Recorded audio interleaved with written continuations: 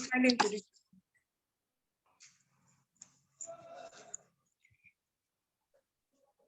Good morning, everybody. Good morning. My name is Chinwe Ezanya. I work with International Network for Corporate Social Responsibility from Lagos. Thank you.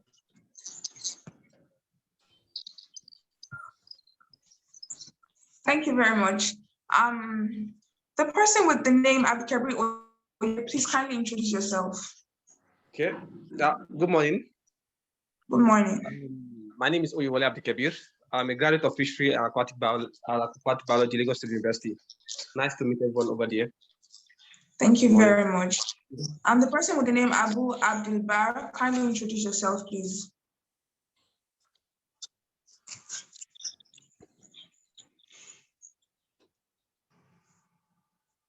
Hello, can you hear me? Okay, the person with the name Edu Globe, kindly introduce yourself. Thank you very much.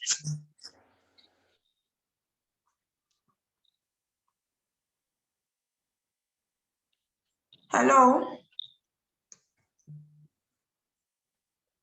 Okay, the next person here, Hodo Orok, please kindly introduce yourself.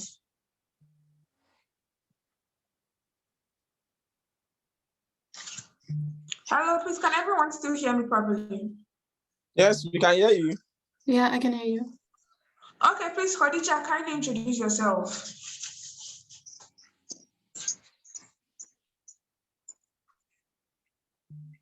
Hello, Khadija. Yes, I'm here. I'm Khadija. I'm a student of Obafemi Awolowo University. I'm studying civil engineering. Okay, thank you very much. Ifeanyiwa, please kindly introduce yourself.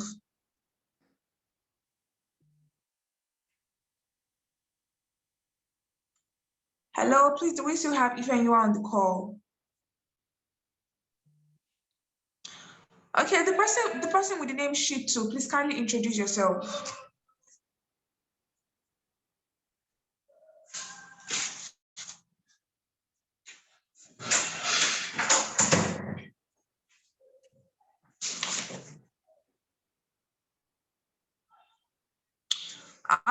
Okay, I will quickly run through the names to see those who are available. Please, do we have Ola Shoji Fagbola here on the call? Yes, please. Good morning. Okay, good morning. Good morning. My name is Olafaji Fagbola. I'm the country director for Monk Club International. We work with the United Nations in the IDB camps to ensure that interventions of the UN reaches the people in the hard-to-reach areas. Thank you very much. Thank you very much for that. Please also, Bello Mohammed, kindly introduce yourself. Bello Mohammed. Good morning, everyone. My name is Bello Mohammed, a graduate of Lagos Department of Fishery and Aquatic Biology. I'm glad to be here. Thank you so much. Abdulsabur Kainde, please kindly introduce yourself.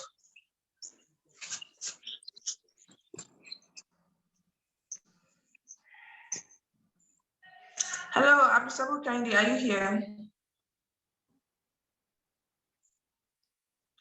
Okay, who else do I have here?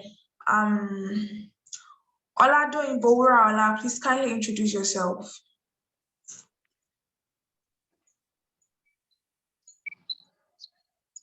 Hello? If you are muted, kindly unmute yourself if you want to speak.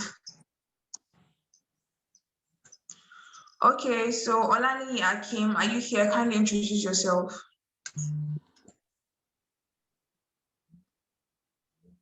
Hello, Olani Akim.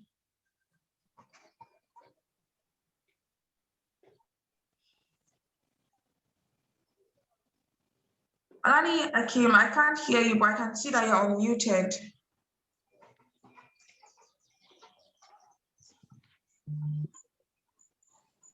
Okay, I'll go to the next person. Temitayo Oyetunji, please kindly introduce yourself to us. Good morning, everyone. It's Kainde Abdulsabur. Okay, I'm good Kehinde. morning. I'm Okay. Kehinde Abdul, 300 level student. It's chemistry, Lagos State University. Okay, thank you very much. Thank you very much.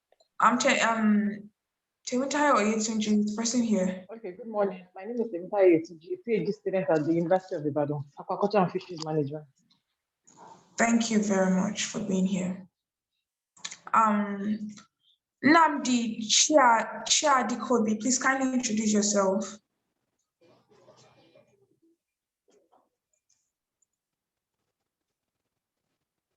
Hello, please, are you here?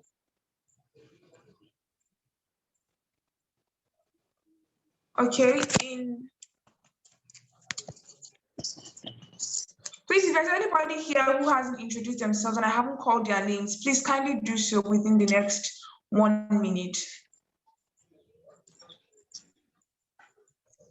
If you'd like to introduce yourself, kindly introduce yourself. Okay, good morning.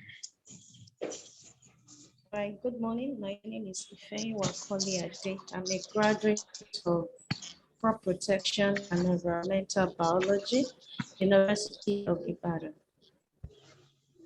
Okay, thank you very much. Is there anyone else who's here to introduce themselves?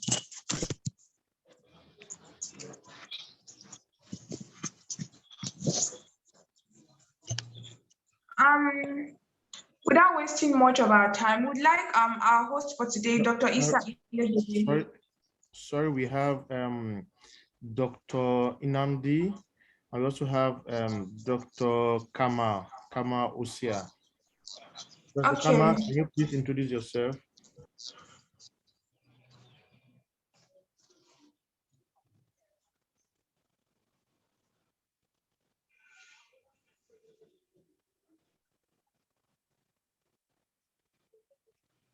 I don't think she's currently available. Kama is on board. Dr. Kama, please, can you introduce yourself? Please unmute yourself. Unmute yourself. Good morning. Good morning. Yeah, I'm Dr. Now University. I just joined not long ago. Okay. Thank you very much. Yes, I think Abu Abdul Bar. Yeah. So, I can see. yeah. You can unmute yourself.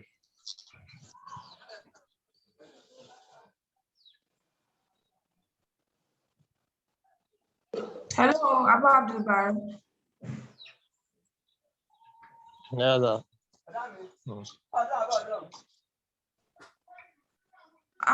The person bearing sheet 2, do you want to introduce yourself?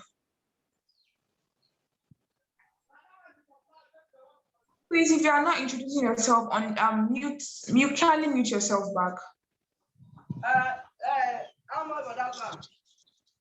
Please, Good morning, everyone. Okay, good morning. My name is Chitu Akim, a graduate of Class on Fisheries Department, Fisheries and Aquatic Biology. Nice to join you people. Thank you very much. Welcome.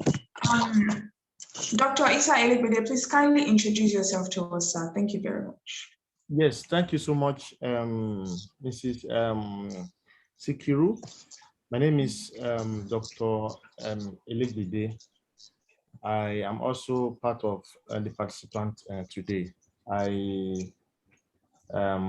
So I'm here with you and as well affiliated with the Lagos University and as well a member of the National Open University. Thank you very much. Before we start the lecture proper, I would still introduce our lecturer for today. But before that, I would like to on what the training itself. So we'll be having this monthly webinar. It's a monthly webinar, and we'll be having it every month. And as we've been here today, we would like that you attend the subsequent ones as well. So today, Today's webinar will be on life cycle assessment. So we're having a life cycle assessment training. And our lecturer for today is going to be Dr. Miriam Beras. I hope I'm pronouncing that right. I'm going to give a brief introduction. Resources management, her master's in environmental engineering at the Technical University Munich.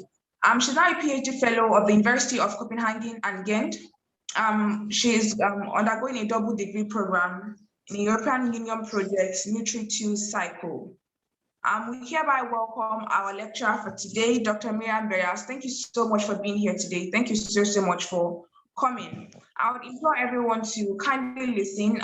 If you would like to get your writing materials, please get it, as this will be a very important training for all of us. Dr. Miriam, please, you have the floor. Thank you, Samaya. Thank you so much for introducing me. Can you hear me okay? Okay. Okay. Yes. Yeah, sorry, Miriam, will you like to share your screen? Yes, I can share my screen. I'm not a doctor yet. Thank you for introducing me as one, but I'm only about to get my degree. I'm still a PhD fellow, so yes. Okay, then I will share my screen with you, and then we can start. Just a second.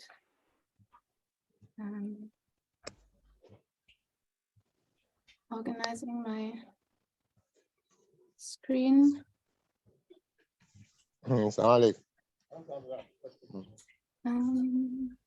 Yeah, that should be right.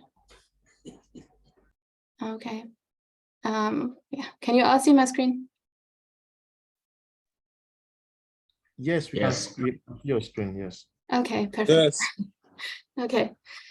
Yeah, I was already introduced, so I think I can spare you an introduction of myself. As Sumaya already said, I'm a PhD fellow between Ghent and Copenhagen in Denmark, and my topic is life cycle assessment in agricultural systems, and we try to look at technologies that aim at closing nutrient loops, and we compare different management strategies and look at the trade-offs and everything. So I'm more on the terrestrial side of things, and I heard that you are more on the aquatic things of the spectrum, but that should be okay. I thought to divide today into two parts. And in the first part, we will be talking about life cycle thinking, which is like the backbone of life cycle assessment. That will be a bit more interactive. I will also ask you questions, and it would be great if I could hear your thoughts, if you like to share your thoughts. And then we're gonna have a break. You can refresh your minds, stretch your legs, and then there will be the second part. And then I will give an introduction into OpenLCA, which is a software that you can use to do life cycle assessments. I already heard you have very different backgrounds, from chemistry to aquatic biology and fisheries. So that's really nice that we have a very diverse background. If you and because I don't know you very well, if it's boring and you're like, we already know, then please let me know. And if I'm too fast, or if you don't understand something, that's no problem. Please let me know, because this is for you to get something out. And yes, so thank you very much for this. And yes, so let's start with the first part. You can raise your hands if you have a question. If I don't stop talking, then it's probably because I didn't see. Then just unmute yourself and go ahead. All right. Yes. So far, so good. So we will start with the first part. As I said, this will be life cycle thinking. And this is the foundation for life cycle assessment, as I said, and it requires a certain way of looking at the world. It requires us to look at something from where it came and to where it will go, kind of. And we will do a short like practice. And I brought one example that I think all of you are familiar with, and that is a shirt. We will start with the example of a cotton shirt.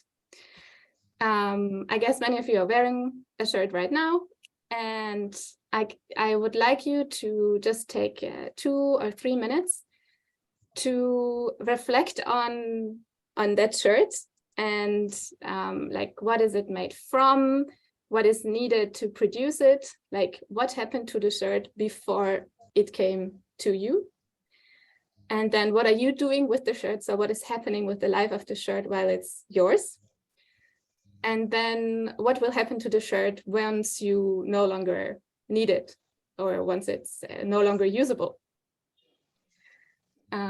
So maybe you should put, sorry? I thought someone said something.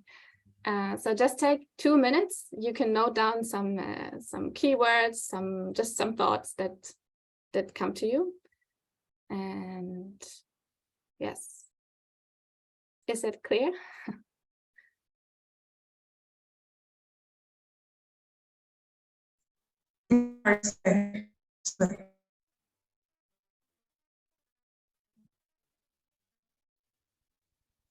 I'm sorry, I didn't understand that. No, you asked if it's clear and I said it's clear. Okay, perfect. Thank you. There was an echo. Okay. Then I will give you 2 minutes to reflect on that.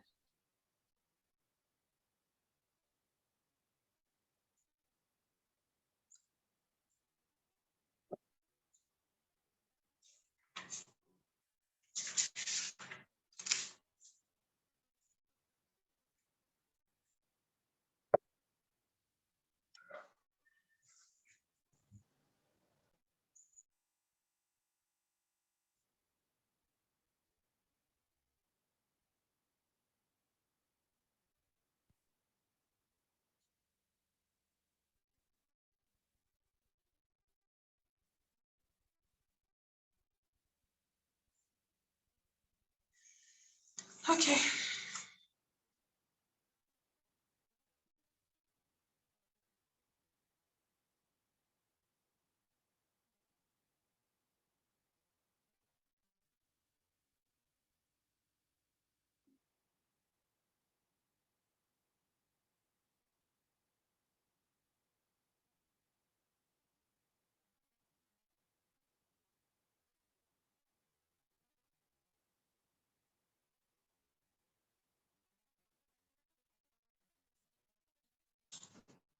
Yeah.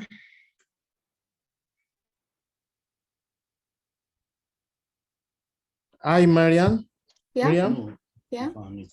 Okay. Is everything fine? Yes, everything fine. Okay, great. I'm just giving everyone a few moments to reflect on the question, and then we can take it from there. And if you maybe there was enough time.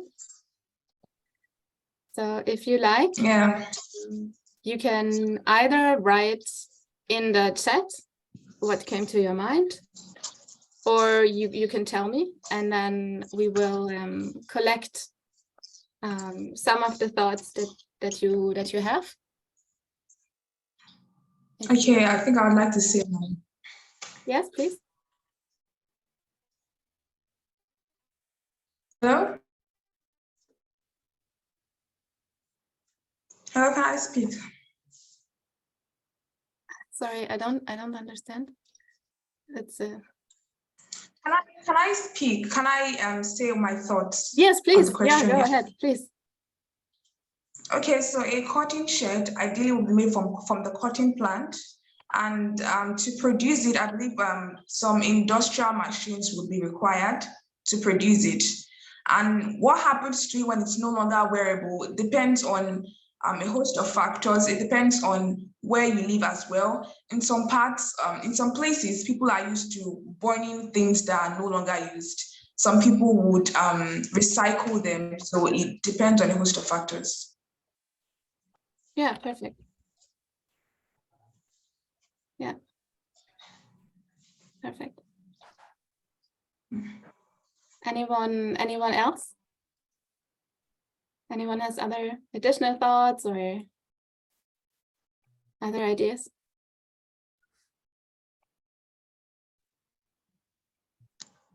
People are saying things in the chat box, I guess. Thank you. I lost track of the chat box.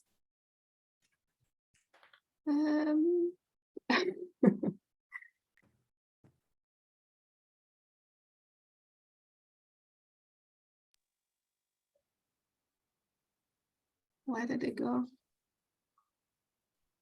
Here. Okay, here we go. Okay.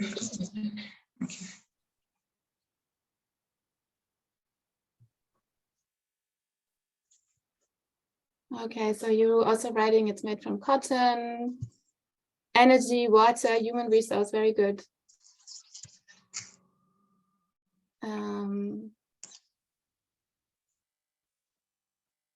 Harvest of cotton, yes, industrial processes, trash burned or buried, yeah, very good.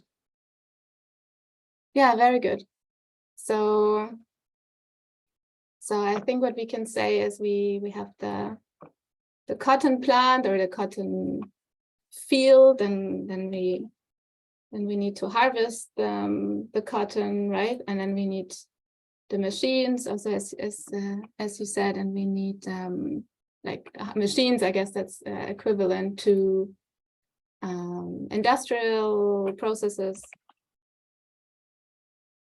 Yeah. And then burning, recycling, or burying. There's also someone said that it's get buried. Yeah, perfect. Or given to charity, then that's maybe well, recycling could be recycling the fiber or recycling the entire shed. Energy, water. Yeah, perfect. A lot of water to plant cotton, and then energy to run the machines. Yeah, very good. Yeah, perfect. Do you have some thoughts on? I think we have almost the entire spectrum. Do you have thoughts on what happens to the shirt while it's yours?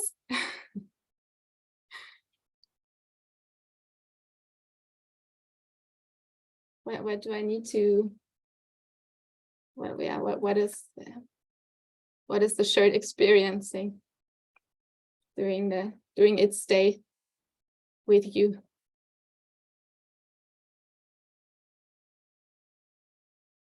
Yeah, bleached, or also a lot of detergent, right? Like you're gonna wash it every once in a while. Yes, washed, perfect. Yes, you're gonna wash it. You need detergent. You need water again.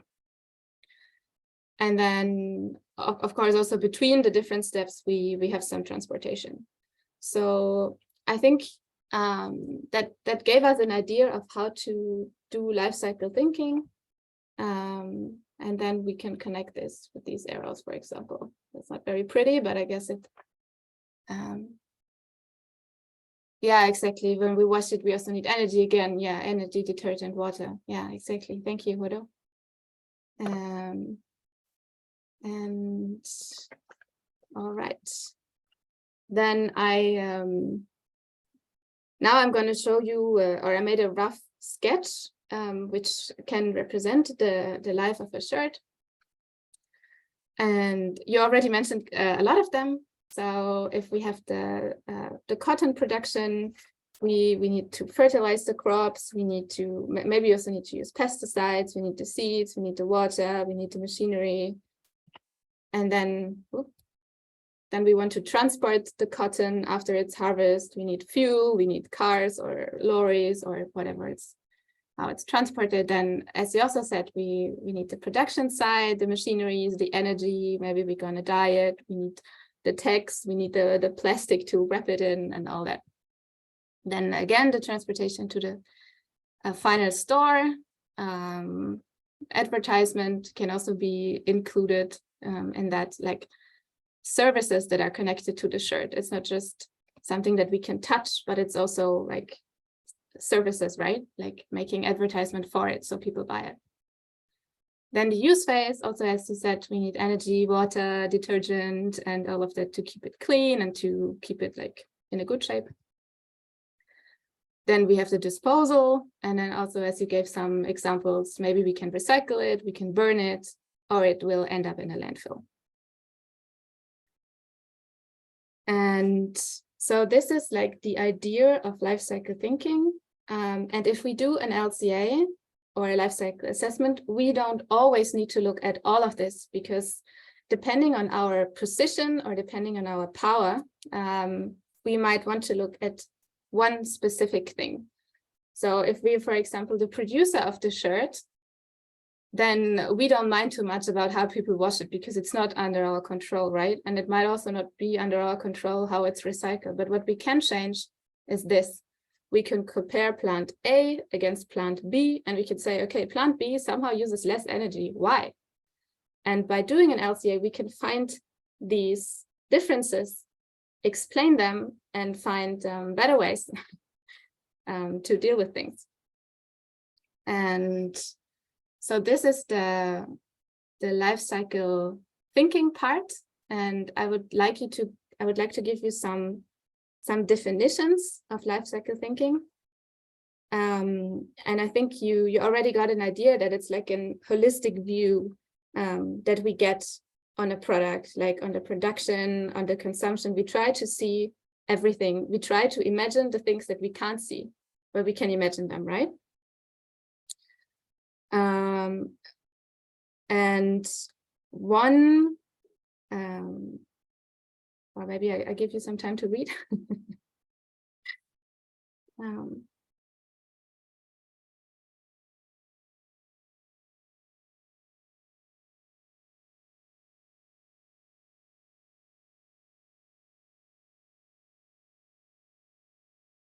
Yeah, and this is also basically what we just did with this exercise, that we were asking ourselves, where did the materials come from?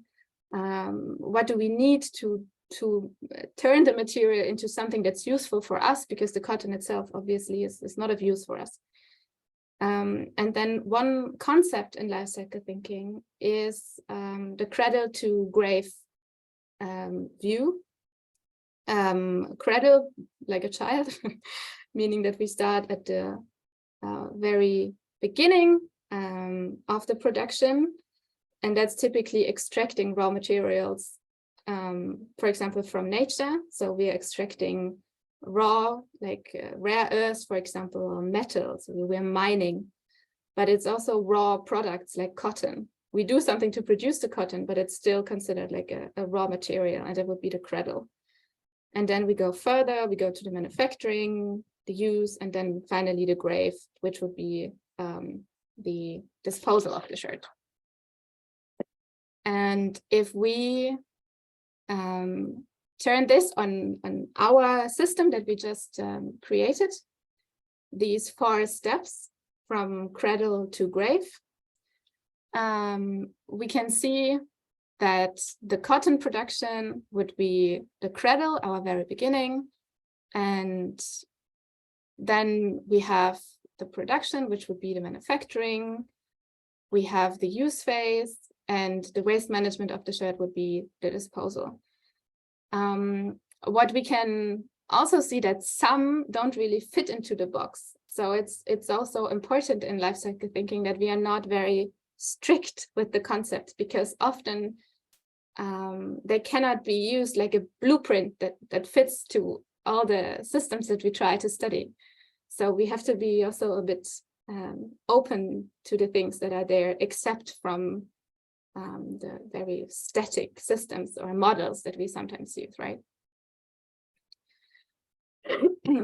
So what we did with defining the life cycle of a shirt, we went through the first step in life cycle assessment, and that is, I hope we can, and the first step in life cycle assessment is the definition of the goal and the scope.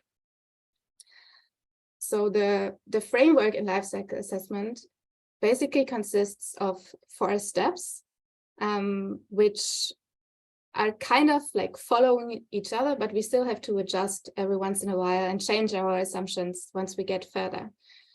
And in the goal and scope of a study, we define, well, as it says, we define the goal. The goal is, for example, to know the environmental impact of one cotton shirt over its entire life cycle. And then the scope is everything that we define in our system boundary. So from the extraction of the cotton to the disposal, that would be our scope. And that's a really wide scope. Usually scopes are not that big, but in our example, that's maybe fine. So we try to answer what do we want to study, and we try to define it as precise as possible. For example, in the life of a shirt, we could assume it to be washed 100 times before it's no longer like usable, but we could also assume it to be washed 200 times or 300 times. So it's important to be as precise as possible with our definitions when we are trying to define the goal. And then it's also important to know, like, what do we want to find out with this? Like, why are we studying this shirt? What is our goal? Are we trying to compare it to another shirt? Are we trying to decrease its environmental impact? Are we trying to find the hotspots? Like, why? It's always good to ask why. Yes. And then the second step in life cycle assessment is to do the inventory analysis. So what we did so far is, like, we have our pretty pictures and we have our text, but we don't have numbers. And the second step is to find numbers. And that is the inventory analysis. So here we want to know how much, basically. For example, how much electricity do we need to produce one cotton shirt? How much fuel do we need to transport the shirt from A to B? How much detergent do we need? How much water do we need? How much emission, or what kind of emission are we causing when we're burning the shirt in the end? So we are trying to find numbers for all of that. And that's the tricky part often, to find reliable numbers and to find numbers that fit specifically for us. Sometimes we find numbers that are like right for another country or for a process that is similar, but not quite ours. So this is the tough part, at least I think it is for me, finding numbers that are good. Yes. And then from finding the numbers in for all the stages that we define, we then go to the impact assessment, and that is what is maybe viewed as the actual life cycle assessment. And that is that we translate the numbers from our inventory into environmental impacts, because a liter of diesel, that's not an impact, right? It's just a liter of diesel. It only turns into an environmental impact when we know the CO2 emissions that it's causing, and then we know, okay, CO2 translates into climate change, and that is our environmental impact in the end, right? And now I would like to ask you to maybe reflect on some environmental impacts that come to your mind. I already named one, the most prominent one, I guess, in these days, climate change, but there's many more. And yeah, if you can think of some, then unmute yourself or share them in the chat, that would be nice.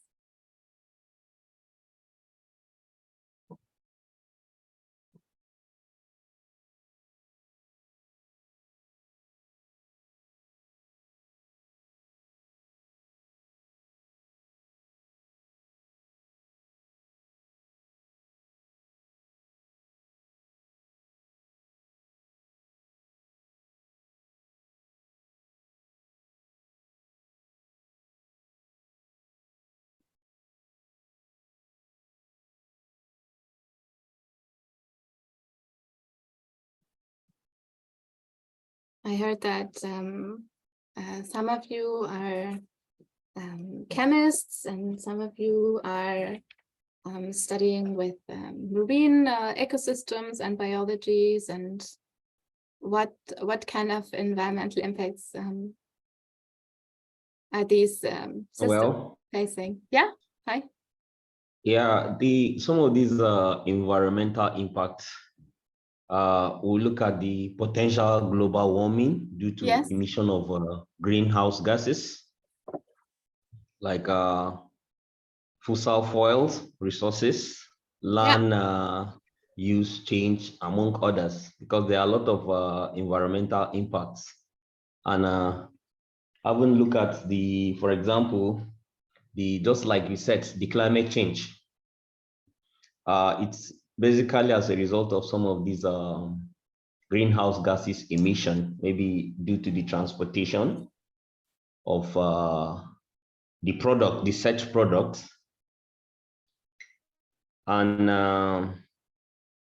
other activities too.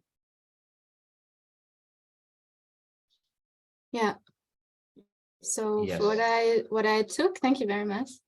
What I took from this were two impact categories. Correct me if I'm wrong. One was climate change, and the other one was fossil resource depletion, right? Yes. Okay. And of course, these two are interlinked because very often we burn the fossil resources. Not always, like if we turn them into plastic, then we might later, but not immediately. Yes, thank you. Then I can read. Sumaya wrote, poor condition for aquatic lives if some of these things end up in water bodies due to poor disposal. Very good. So in like in LCA terms, that could be freshwater ecotoxicity, for example. That is very prominent in cotton production. I'm sure you've seen pictures of colorful rivers in Bangladesh or other places from dyeing shirts and things. And then another one could be eutrophication, that can be either of freshwater or marine ecosystems.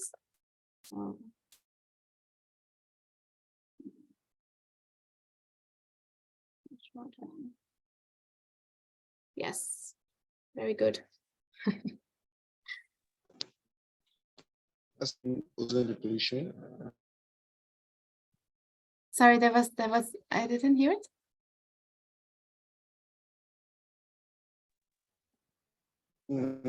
Acidification, ozone depletion. Ah, yeah, very good. Yeah, thank you. So I heard acidification and ozone depletion. Yeah, very good. Ozone depletion was a hot topic when all the fridges came to the market, right? But now they use other chemicals in fridges, and yeah, very good. Thank you. Yeah, I think that's we can be happy with that. So if we go further,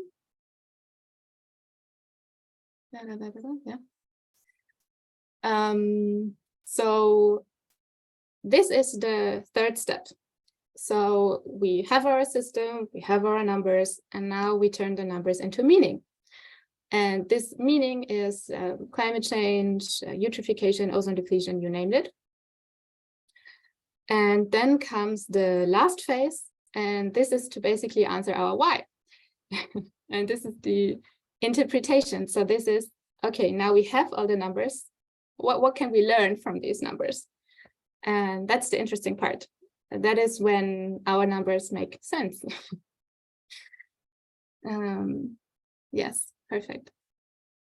Now I thought we could reflect a little bit on fisheries, because I heard that you, or many of you, are primarily interested in aquatic ecosystems, fisheries, aquacultures, I guess also. So I thought maybe some of you would like to share their thoughts on life cycle stages in fisheries, or how this could be used in fisheries, taking like the example from the cotton thread to another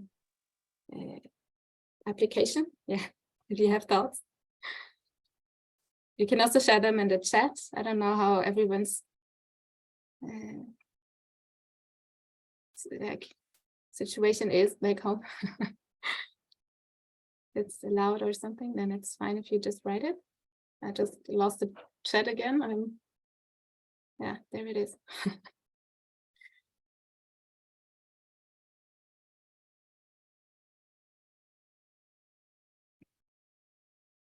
Like if you think of the life of the fish,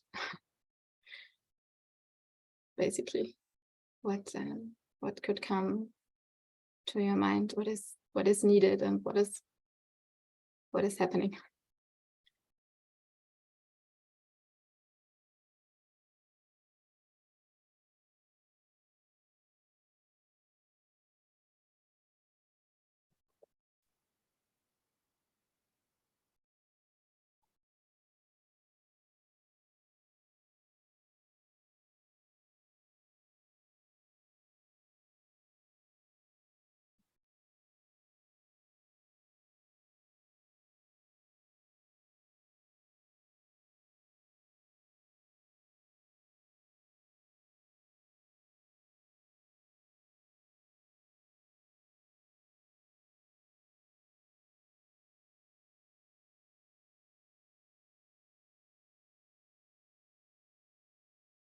Are you still with me?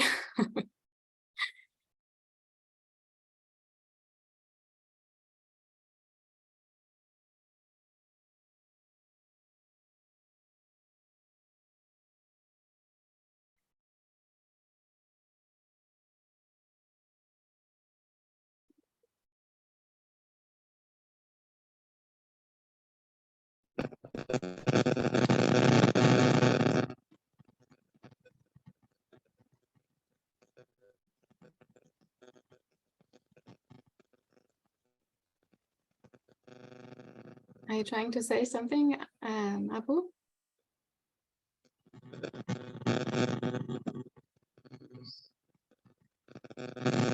Ah, okay.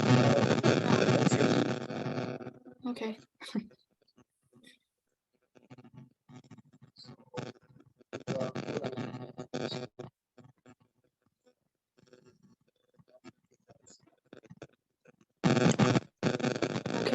Yes, this is Jonathan on the line.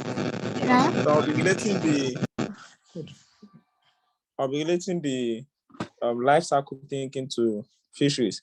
However, I'll be looking at it in two aspects, because we can easily divide these fisheries now into capture fisheries and aquaculture. So that's what I'll be. So firstly, now I'll be looking at the aquaculture aspect. Under aquaculture, I can easily pick feed formulation, because to formulate feed for fish, the process we had to go through different processes. And during these processes now, the processes at the end of the day will be what we call the life cycle of that particular thing. So however, while doing this, definitely there will be some impact, because to produce feed now, we need to get the ingredient. After that, we need to adopt some machines or machinery to process it before the final formulation of the feed. So basically now, in doing that alone, there will be ability or access to do the life cycle assessment. So that's that about the aquaculture. But for capture fisheries now, capture fisheries will be looking at the wild, talking about the capturing of fish from the wild. To capture fish from the wild now, we can easily split it into the small scale, which is the artisanal or the industrial fishes. Looking at that all alone, we'll be looking at the vessel or the fishing gear required to capture fish from the wild. That will be one of our efforts. The let me just say the efforts. Now, so why doing that now? Some fuels will be used. Now, depending on the size of the gear we'll be using or the type of gears, the vessel and so on like that. So basically now, I think in this aspect, the capture and the aquaculture, I think we can easily pinpoint that, okay, fine. The life cycle assessment is basically under fisheries, or we can easily relate it to fisheries. So this is my home point. This is my point. Thank you. Thank you. So that was a nice division, I think, of the fisheries and of the maybe three main topics of LCAs that we could do in the fishery world, I guess, which would be, we have the aquaculture, which is quite organized, right? We have the feed, which we need to produce ourselves. So we need to get the feed from somewhere. It has to be processed, and then we feed the fish, we harvest the fish. So it's pretty organized. And then we have the wild, the fishing of fish in the wild. And that again can be subdivided into like really industrial fishing from how I understood you, like the great nets, the seine ships, right? And then we have the smaller fisheries, like these I don't know how you call them actually, but where you don't catch all the fish at once, but more selected, right? Yeah, thank you.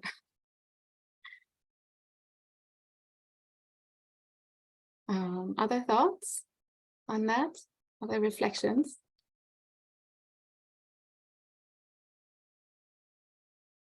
Okay. Yeah, thank you very much. I would say we deserve a small break. And it's been an hour now, so maybe we take 10 or 15 minutes break. You can, I don't know, get a tea or a coffee or a juice or water or whatever you need. Stretch your legs, take a break of the screen, get your eyes a break. And then we meet here again.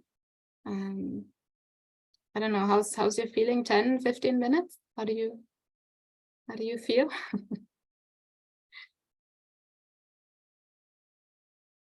Okay, yeah, let's say 15 minutes, then you can actually maybe go outside or whatever you feel like doing. Then let's meet again 10:15. And then we will go to the second part, which will be on OpenLCA. So we will translate what we did now into the software, and you can have a look at how the software works in basic terms, but you can get an idea which can get you started, I would say. All right, then yes, 10:15, we'll meet again. Okay. Okay, that's yeah. that's enjoy fine. your breaks, and thank you until here. Thank you.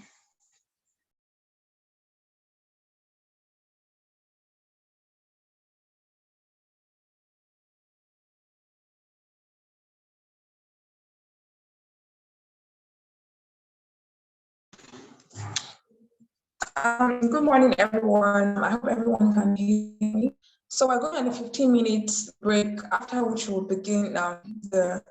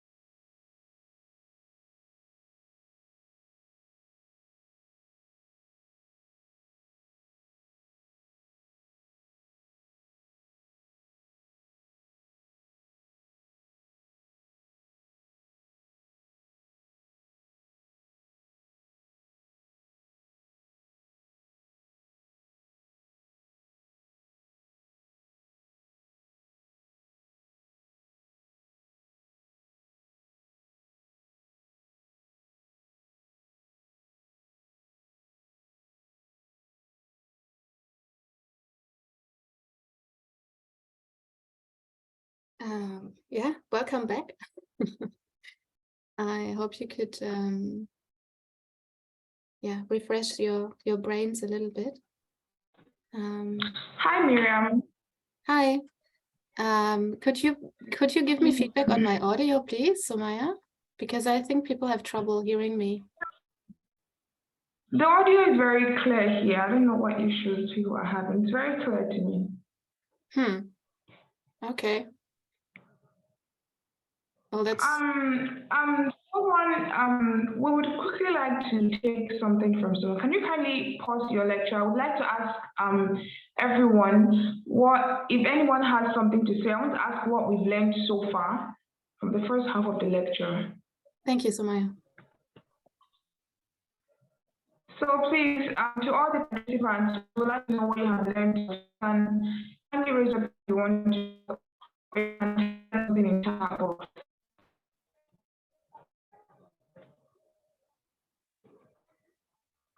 Would like to be done with that within the next 5 minutes, please.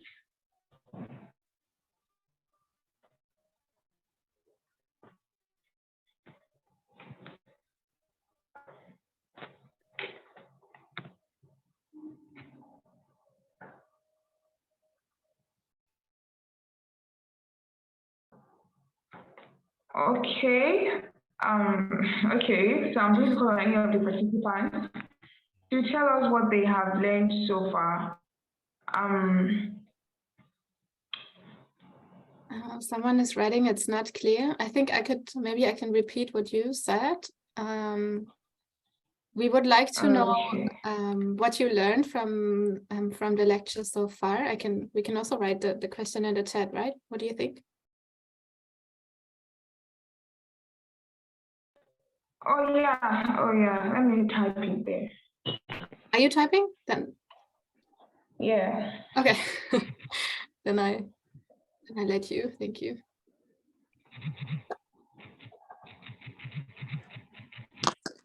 Okay, based on the previous study, I can easily mention that I was able to differentiate the life cycle thinking and the life cycle assessment.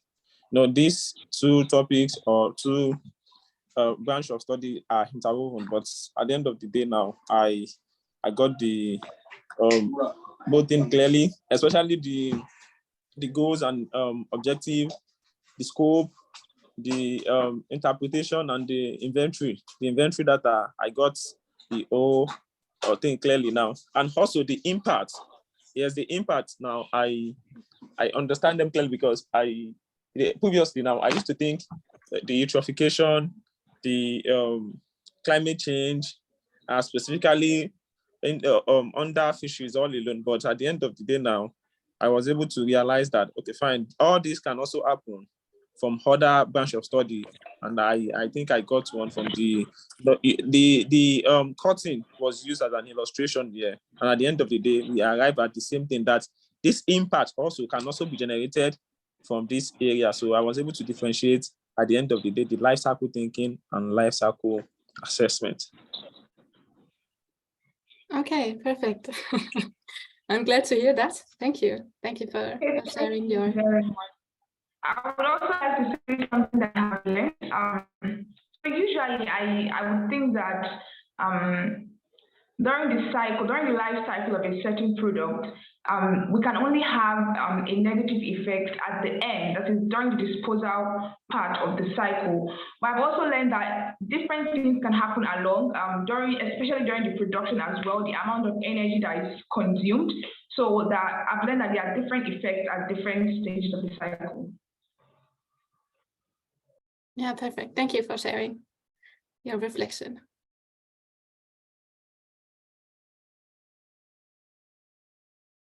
You're muted, Sumaya. Oh, thank you so much.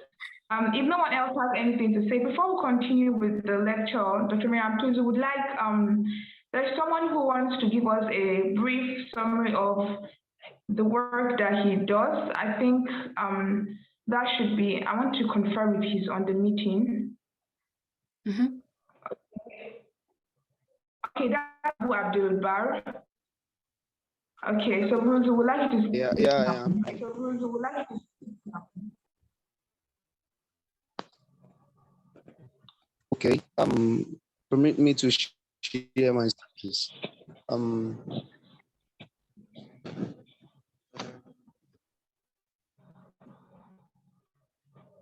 Okay.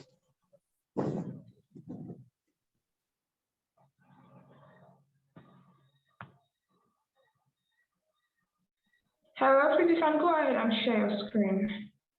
Yeah, yeah, I'm coming. I'm sorry. I'm having issue sharing my screen over here, please. So give me some minutes, please. Yeah. Okay.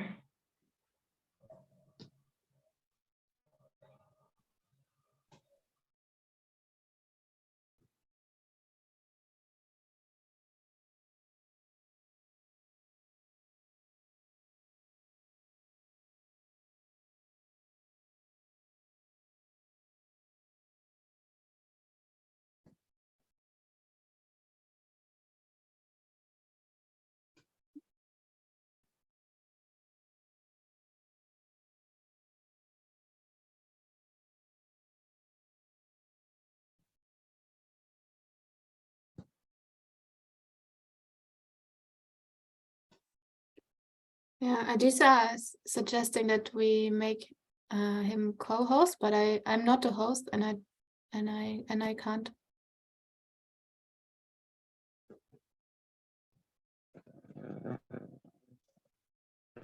You're muted. Okay, so the host already permitted him to share, I believe. I think we just haven't permitted him to share.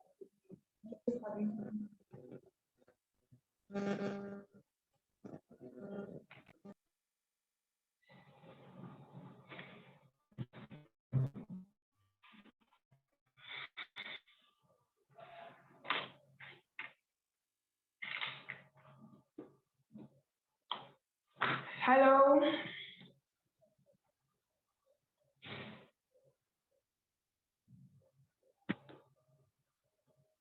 Hello, please, if you cannot share your screen, is it something you can just go ahead with?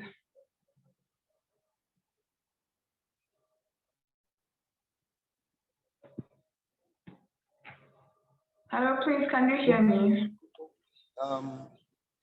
Okay. Well, yeah. I worked on life cycle assessments, and I'm so my name is Kashala Abdulaziz from University, Department of Fisheries. Yeah, and here's my presentation on life cycle assessments. So I'll be talking on briefly on life cycle assessment, the basis of life cycle assessment, the assessment software, case studies of life cycle. Though majorly I'll be using that of fisheries, an aspect of fisheries that is aquaculture in LCA, and also the benefits of LCA. I'll also be highlighting the challenges and then state some recommendations for the use of LCA. Thank you, Tamiya, for the wonderful presentation. Yeah, I really appreciate it. So life cycle assessment, just like she had presented earlier, so it is more of a tool to quantify the environmental impact of various systems and processes. So which can be adopted in various sectors, like the fishery sector and construction sector, other sectors. So it is usually adopted to help evaluate the material flow, how the materials, how they're used in the system and in affecting the environment by measuring the input and output of this material flow. So that's just briefly about LCA. So the phases of life cycle as she has said earlier, like the role and scope of definition, analysis, assessment, and down to the interpretation. So all these interpretation. So I don't need to repeat all these as she had explained them earlier, but perhaps maybe I missed I think I have to talk about, and that is about boundary. So here the boundary Abu, determines sorry. the processes that are yeah, hello, can you hear me?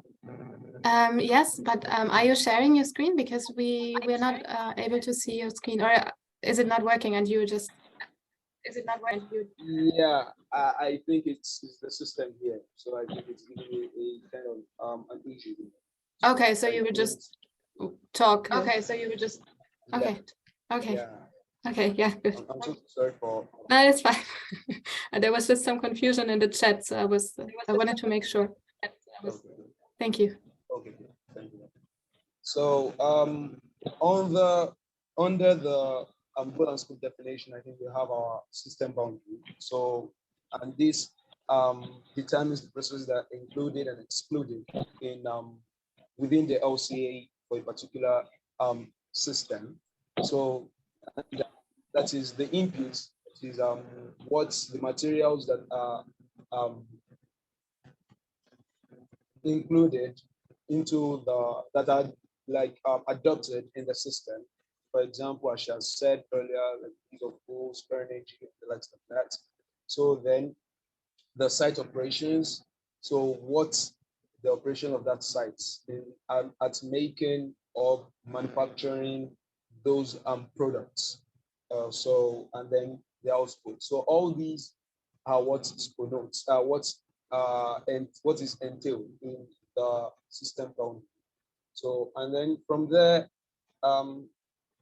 so the inventory analysis. So briefly, so it requires to collect useful data for each single phase of the product's life. So just like the input and output elements. So in the input could include like raw materials, electricity, etc., and other inputs that we can have.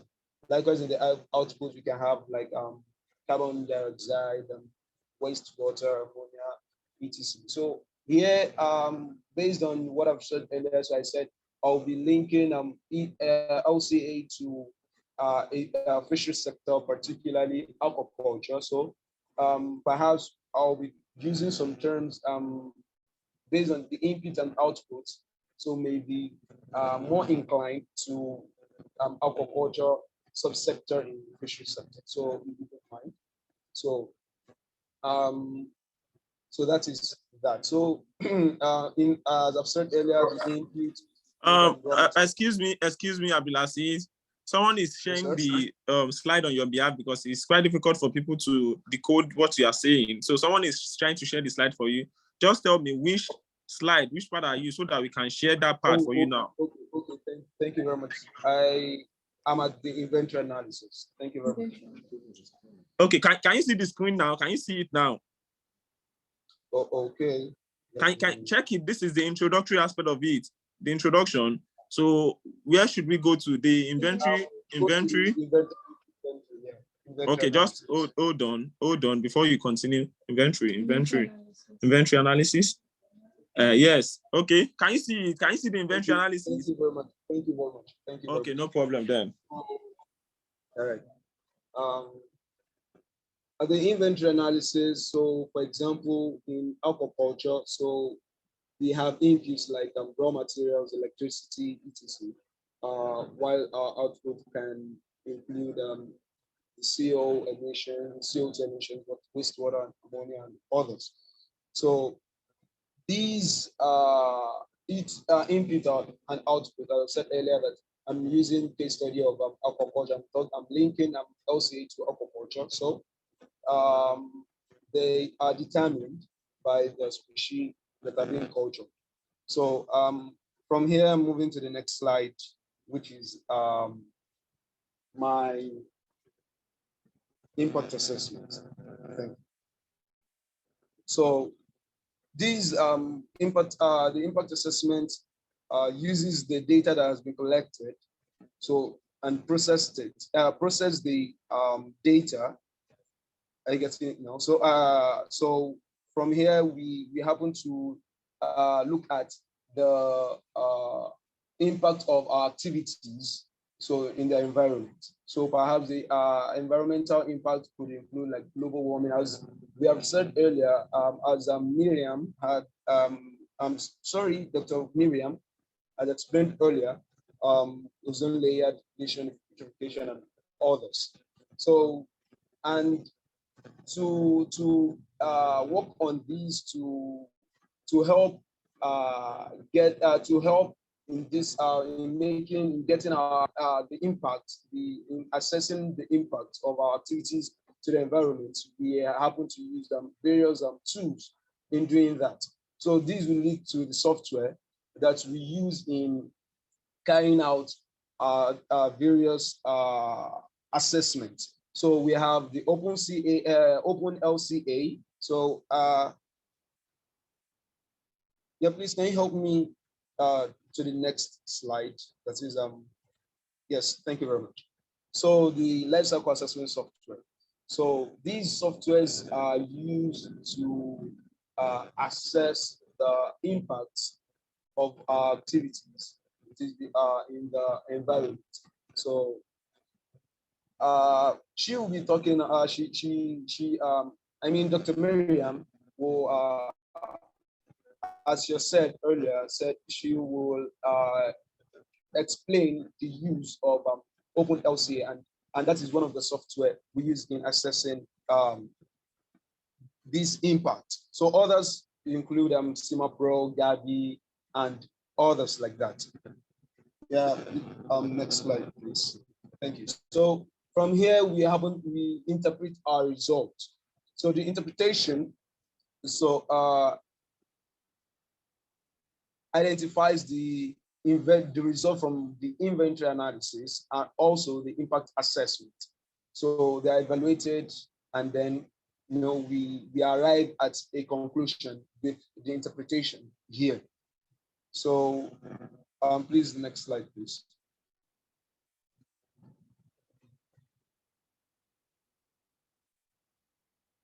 So the variants of LCA.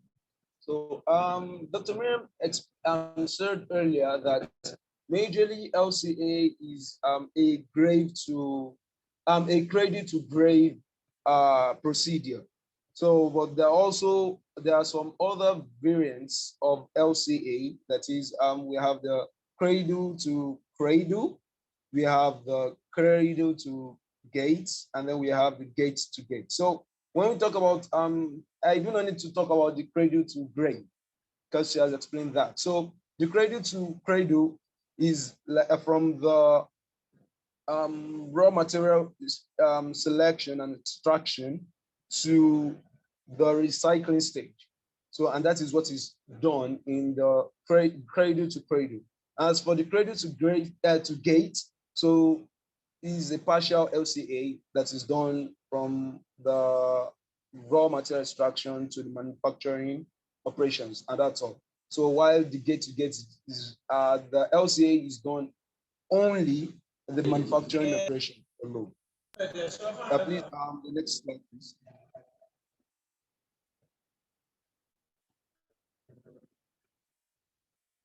Please, can you help me with the next slide?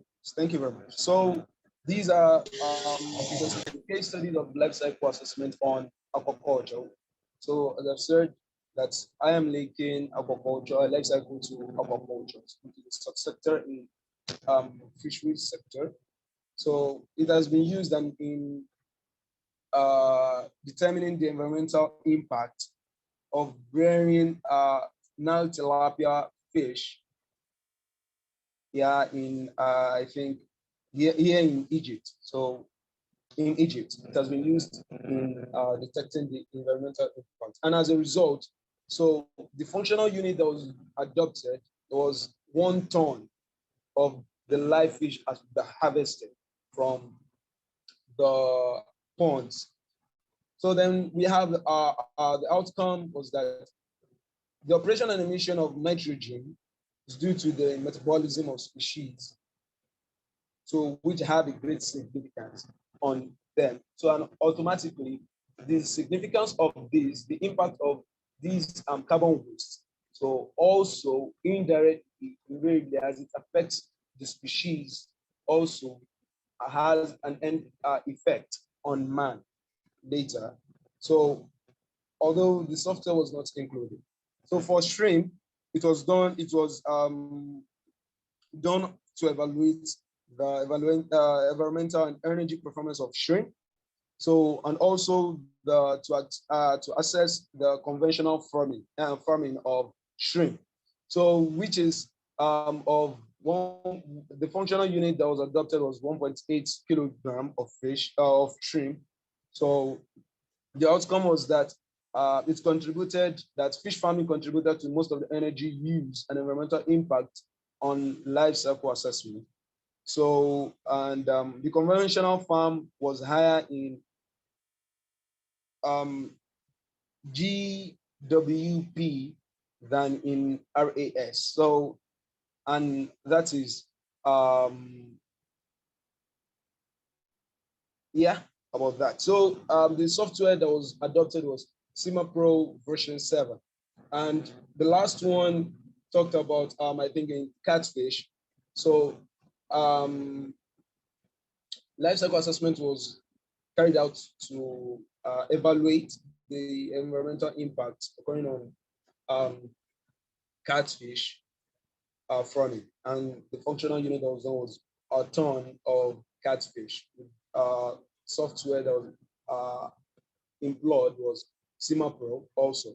So the outcome was that catfish feed performed as the highest contributor to the environment. So that means the feed happened to have a high effect to the impact, environmental impact to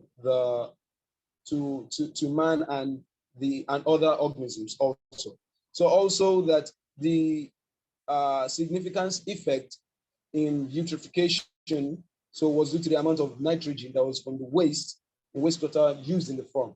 So, and this also was also detected through the use of LCA, so in getting our results and looking at that. So the benefits of LCA is that, one, it provides comprehensive view of the environmental impact of our activities. So two is that it allows comprehensive assessment of all stages of the product. So it also help in making important decisions. So, and also in comparison to make comparative alternatives. So when we have different alternatives, so we look at, which one better will not cause much environmental hazard than the other. So, and as that, we tend to go for the one that is much more lesser in causing environmental havoc to the other ones. So from there, the limitations of LCA is the one, data availability and reliability, and that is result that the data available to quantify material input and output, all stages of the defined scope. So that are these data from reliable sources. So tools that to perform LCA, so the study is consuming and mainly it involves large amount of data. So three is that to quantify environmental impact, which is about how are these material flow, how are they quantified into environmental categories. And also the last one, while LCA can tell you what product system is better for the environment, it cannot tell you if better is good enough. So perhaps we might have the a better option for us to use an alternative, but we look at it that does it even make that alternative best for perhaps the production category, or perhaps will it make much more like profit or gain for the for that sector and all like that. So next slide, please. So the recommendation is that one, that LCA should be conform to up-to-date guidelines from ISO. So in order to move towards more harmonized methodology. Two is that the software should be of the latest available version. So three, that primary data should be focused more on like secondary data. So, and then the last one is sourcing for background data should be consistent, and data should be collected from a reliable source. And thank you very much for listening. Okay, thank you. Thank you so much for that presentation. That was very worthwhile. We hope everyone was able to put together what Dr. Miriam had said and what he has also said. So now we'll go back to Dr. Miriam's lecture. She will explain to us the OpenLCA software and how it is used. Dr. Miriam, you have the floor again. Thank you.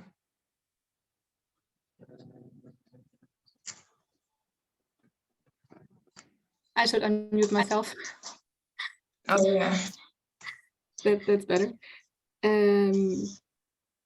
Yeah, I was just saying thanks a lot for the presentation. I think that was really nice to hear what we heard before in other words and in a different context.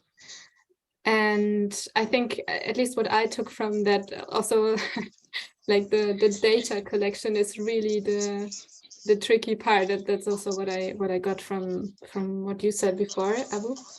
And one other thing that I also think is really important, that we can say that something is better or less worse, but we cannot tell, okay, this is actually really a good idea for the environment. Sometimes we compare things and both options are a bad idea. Just one is a little less bad. So that's something I also think is really important to bear in mind, that it doesn't tell us whether something is good per se, right? So I think that was an important point you made. All right, then we can continue with the second part. And yeah. Oh, sorry, organizing my screen again. Yes. Okay. Yeah, no more break.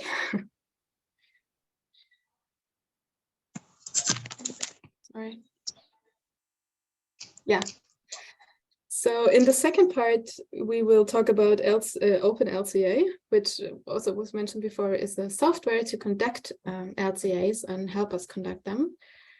So I thought we could first have a look at their website. I can also share these links and further links with you later, and then we can distribute them to you via email if you are further interested in that. So if you open the webpage of OpenLCA, you can download the software from here. It's free of charge. It's at no cost. And then here we have the databases that were also mentioned before, and those help us to generate data which we cannot get primary data for. For example, if we need the electricity mix of something and the emissions of producing the electricity, and that would be crazy to generate all that data ourselves. So there is like bricks, I don't know, of such processes ready that we can use. Some of them are free of charge, some of them are not free of charge, but you can just go through them and find one. Like, I know that this one, for example, is for free. It's a French database, so a lot of the data is very specific to France, but it's still helpful, and it can also be translated into other situations. So at least for some things. So, okay, and then maybe here you can find further help, and here you can find case studies if you want to dig deeper. And yeah, you can just play around with the web page. I think you can get something from that. And there's also YouTube tutorials, and yeah. All right. Yes. Then let's continue.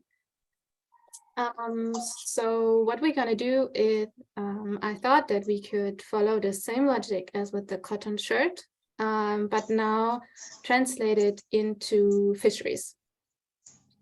So we will go through the 4 steps using OpenLCA, at least for some steps. And yeah, so we will start with the goal and scope definition like we did before, and I brought one example, and I thought we could look at a rather easy case because it's just for you to get an idea of OpenLCA, and that's it, and we have a simple example. So the goal of our system is to produce 1 kilogram of frozen tuna at a restaurant or supermarket or end consumer, you name it. So we would start with the fishing.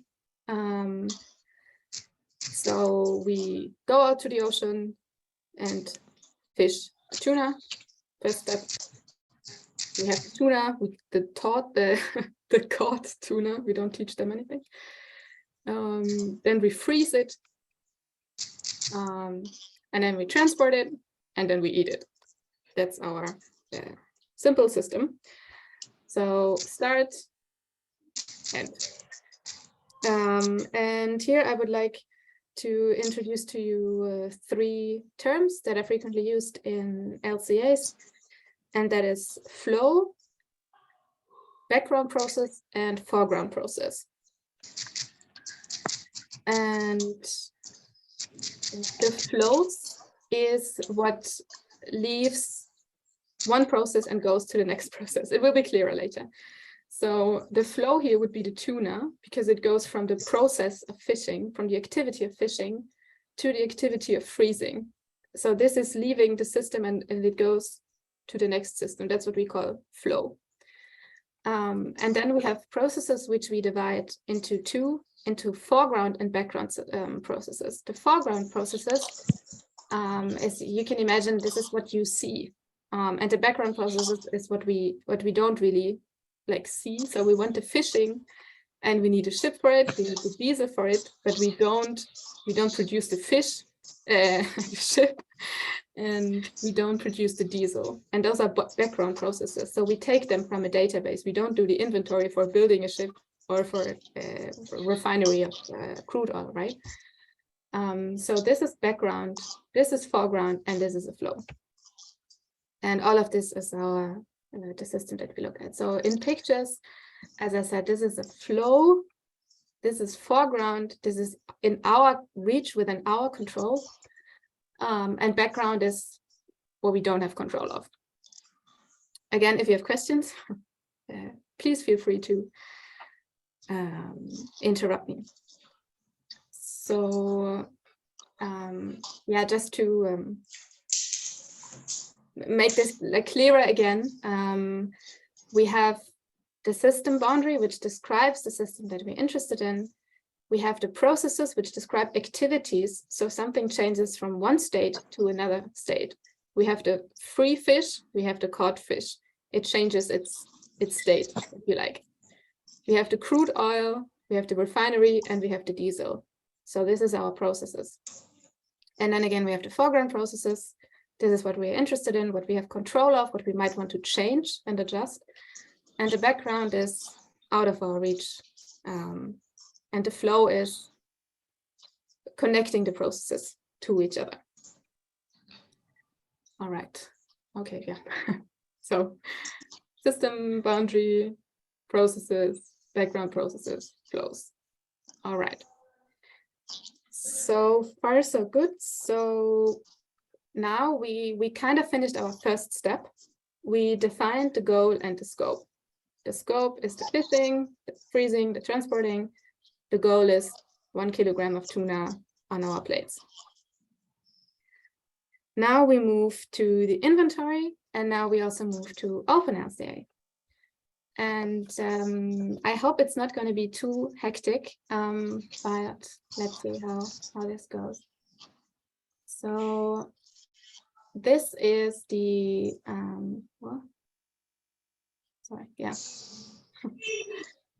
that's the OpenLCA interface. That's what you see when you download it. And then I use EcoInvent because we have a license for it. That's unfortunately not for free, but the theory is the same. Do you have a question? I see your raised hand. Okay. Hello? Yeah? Yes, I have a question. Yes, please. I don't understand the foreground process and the background process. Sorry, could you repeat? I understand foreground, background processes. Yes, I really don't understand. Okay. So the foreground process would, for example, be that we process the fish. We want to turn the fish from a fresh fish to a frozen fish. So the process is freezing, and this is our foreground system. To do the freezing, we need electricity, and we take the electricity from the grid, but we don't do anything we don't produce the electricity ourselves. So we take the electricity kind of from the background and use it to our system. So we use 1 kilowatt hour of electricity, and we take a ready-made inventory for us. But we don't go, okay, what is the electricity mix of Nigeria, for example? And then we would have to see, okay, it's so and so much coal, it's so and so much, I don't know, it's so and so much oil, it's so and so much gas, it's so and so much renewables, it's so and so much. If we had to do all of this, then every LCA would be like too much, like just impossible to do if we had to do all of this. So we use background processes that other people made for us, if that makes sense. But we don't have control of the electricity mix of any country, that we cannot change it, right? What we can change is how we freeze the fish.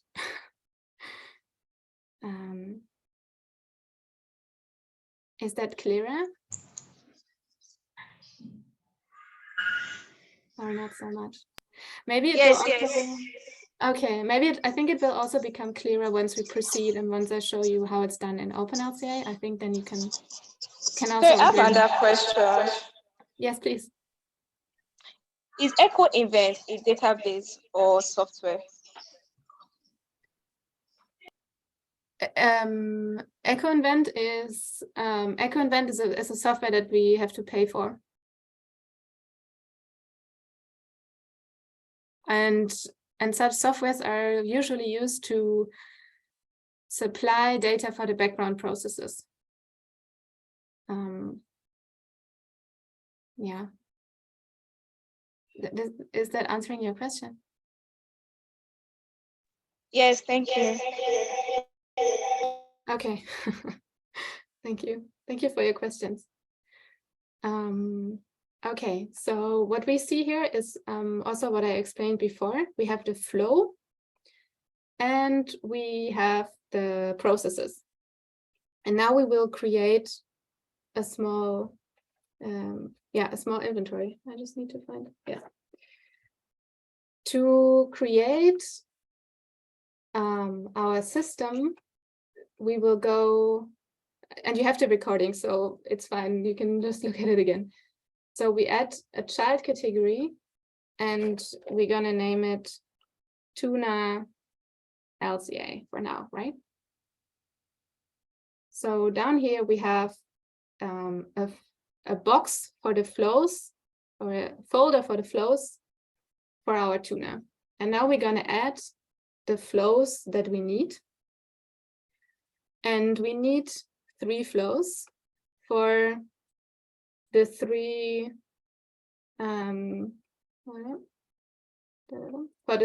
flows that we have here. So we're gonna add tuna cod. That's the first flow. It's a product flow. Yeah, and we finish. First flow finished, but it's of course empty. And then we're gonna create the other 2 flows. So one flow is tuna frozen. And the third flow is tuna, yeah, let's call it ready for consumption. Consumption, okay. Yeah. So now we have the 3 flows that we saw here, but that's not very meaningful. So now from these flows, we go up here to the processes and we create the 3 processes that we want. So again, we're going to create a folder that will contain our study, so the tuna LCA. And then we're going to create the 3 flows. Sorry, oh, I don't want to confuse you. The 3 processes. So the first process was the fishing, right? When we turned a wild fish into a cod fish. And the quantitative reference is always our goal. So the flow that is leaving the process. And in this sense, it's the tuna that we catch. It's a bit slow. And then if you go here to inputs and outputs, you can look at what do I need to catch the fish, and this is the tuna that is caught. And now comes the background processes. So the fishing is our foreground processes, and we're going to feed background processes into it. And if you have a database, the first thing that you usually need to do is to get familiar with the database to know what's there. So I know EcoInvent, but it takes some time, and one has to be a bit patient, I think, to know what's there. So we're gonna, oh, sorry.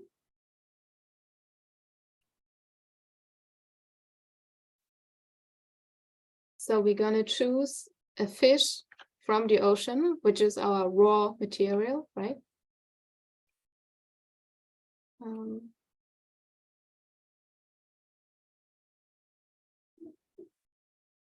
And here you can choose the amount, and we will just say that to produce 1 kilogram of tuna, we actually need 1.1 kilograms of fish, wild fish. And then we go further, and we need the diesel. And we need the diesel to run our ship, right? And then here you can, so this is then an energy unit. And then here you need to choose the provider. Because sometimes for electricity, you could choose electricity here. And then for the provider, you could choose the country where the electricity comes from, or the electricity mix where the country comes from. Yeah, a question? Or maybe the hand was from before? Okay. Yes, I have a question. Yes, please. From the last presenter, his recommendation was that we should focus more on primary data instead of secondary data. And from my knowledge of primary data and secondary data, primary data is data that you worked on it yourself. But secondary data is from literature, from other review work. So now, how do we add the primary data on this open LCA?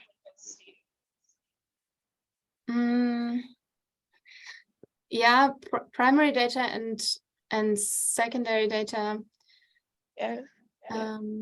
Primary data would be, for example, if there is a ship and you can measure the diesel that is needed for it to, I don't know, go so far or catch so much fish. And then you know for that particular ship how much energy you need. And if it's secondary data, then it could be that you're reading through literature and you are finding the average consumption of a ship to catch fish. And depending on your goal, it might also be fine. But if you're looking at a very specific country or a very specific company, then they might, of course, want their data and not somebody else's data. And this data that I'm using now, I took from literature. So this, because I don't do fishery studies. Yeah, but yeah, whenever it's possible to get primary data, those are, of course, better. Yeah, but often more difficult to get, more expensive and more time consuming sometimes. Yeah, literature search can also take a long time. Yeah. Is it making sense? I don't think you've answered my question. Okay, yes. Sorry, let me try again. Okay, this particular data, you said you used a secondary data, right? Yeah. So I'm not asking, like, is it the same process that I'm going to use for primary data as well? Or is it a different process? Ah, okay. Now I think I got your data. Your question. It depends on how deep you go. So if your primary data is that you know how much electricity you need, then this would go here. This is what you know.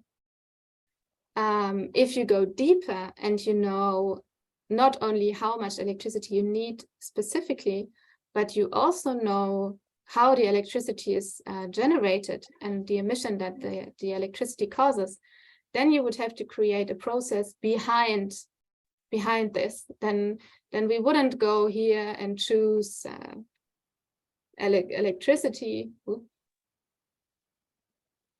Sorry, my spelling.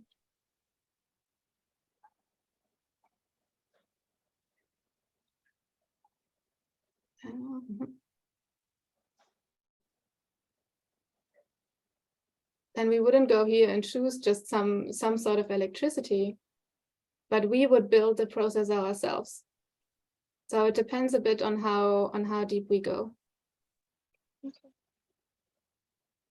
Does that make sense? Yes, thank you. Okay. So here, for example, we could say, okay, we have electricity from a photovoltaic plant in Switzerland. So that's quite specific. But if we have even more data ourselves, then we need to create those processes, and we don't use the ones that are in the database. Yeah. So either we know how much we need of something specific, or we also know how it's produced in particular. Yeah. Is that okay? Yes, thank you. Okay. Thank you for your question. Then we go further. So we have the fish, we have the diesel, but we also need a ship, right? So this is our ship. And yeah, that's maybe not very intuitive, but of course we need very little ship for that, because the ship is going to catch a lot of fish, but funneling it to our 1 kilogram. So now we created the first process, and what we did is we did this. We took the wild fish, we took the diesel and the ship, and we have the tuna. So now we are here. And now we can create the second process. And now we are freezing the tuna. And restore it maybe. And then here we choose this as our goal. So the frozen tuna is now our goal. And then again, we go into input and output. This is already here, that is our goal. And then here, what we need is the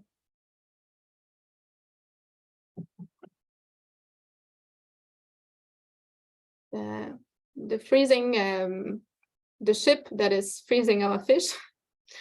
And this is measured in kilograms per day. Maybe for those of you who are familiar, but the ships are sometimes out in the ocean for a month or two. So this is allocated for how many days do I need to keep the fish frozen until it's going on land. So here we choose this. And that's also something one just learns when looking at the databases. So here we have the freezing and everything included. So we don't need, and the ship and everything. So we don't need the diesel plus the ship, but this is everything combined in one process. And then important, we also need the tuna from before, right? So this is how we connect one process to another process. Otherwise, they're just independent from each other and they don't link. Now we linked the fishing process with the freezing process. Okay. So now we are here. We have the reefer and we have it frozen. So now we're here. And now we do the third process. So we're going to call it transportation. So the final transportation until it gets to a restaurant or supermarket, whatever. And again, we go into the inputs. We already have the tuna that we want.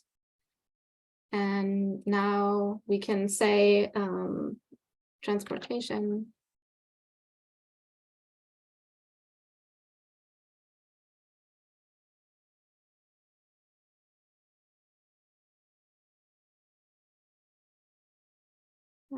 I think it froze. Let me try again.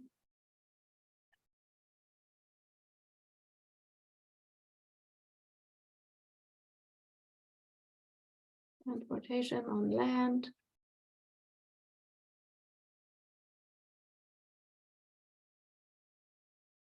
And then we need with refrigerator because we want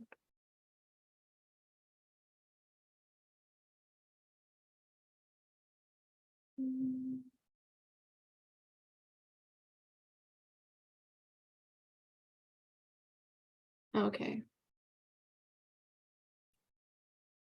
And here we can change the unit. We're going to say kilogram per kilometer, and we just say that we transport the fish for 200 kilometers. Ooh. So we transport 1 kilogram of tuna 200 kilometers from the port to our restaurant, for example. All right, and then again, we need the tuna from the last process to connect it to this one. So we need the frozen tuna from the last process to connect it to this process. Oh, I didn't, connect it here.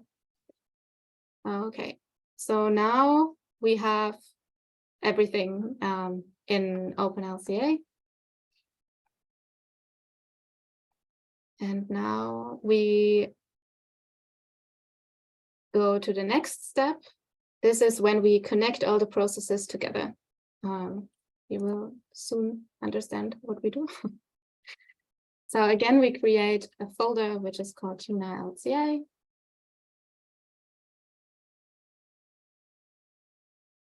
And then we create a process that ends with our final step. So with our final process.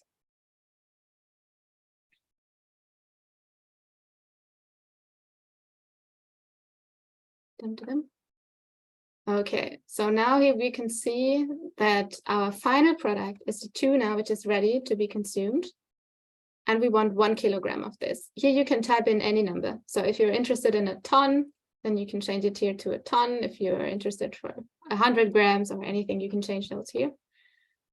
And then here we can have a look. So I need to save those first. Just a second.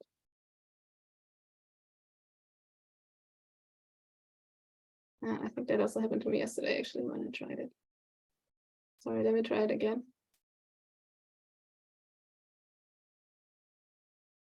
Okay, here we go again.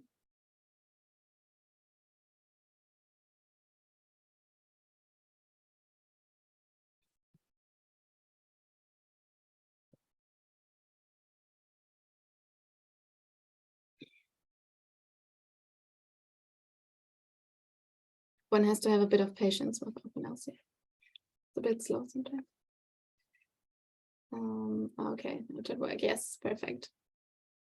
Okay, and here we can see the system diagram in a similar way from what we saw on the slides before.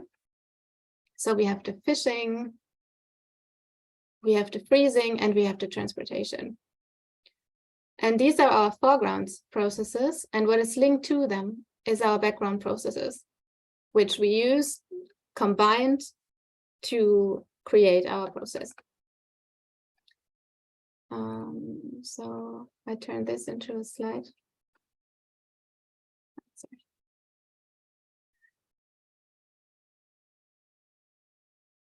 Yes, so here we can see what we also saw in OpenLCA. We have the processes, the foreground processes, and the flows, and the background processes.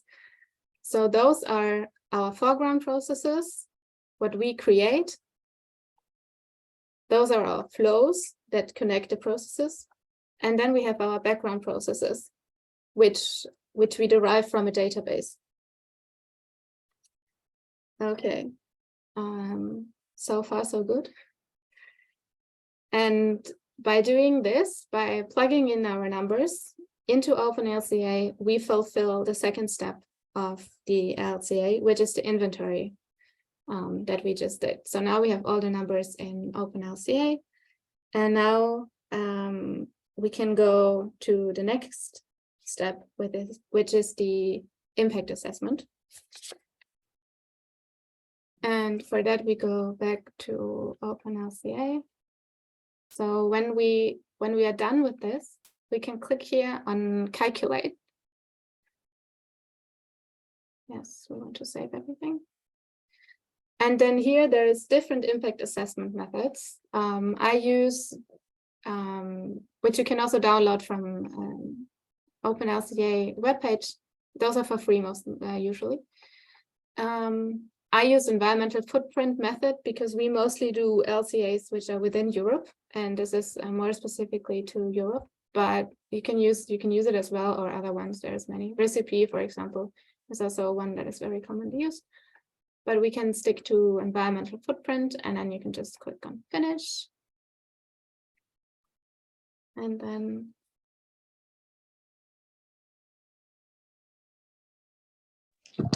wait. Yes. Yeah. Excuse me. You Yes. mentioned something just now that we need to download the method first. So I'm asking now, how do we download the methods? Yeah, the methods you can in the database section from OpenLCA. You can also, like here, for example, there is ready-made impact assessment methods specifically for OpenLCA, which you can download. Yes, they are free of charge, and you can implement them, import them into your software. Because otherwise, the processes don't translate into any impacts. You need those impact assessment methods to do this translation into impacts. Yeah. Is that an answer for you? Okay, Claire, thank you. Okay, thank you. Thank you for your question. Okay, we need some music to play when we're waiting for OpenLCA. I'm waiting for them to come up with something.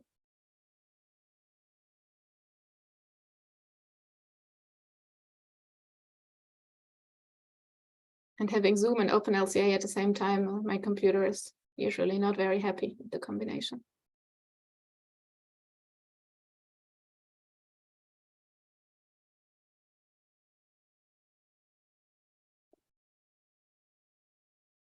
All right, there we go.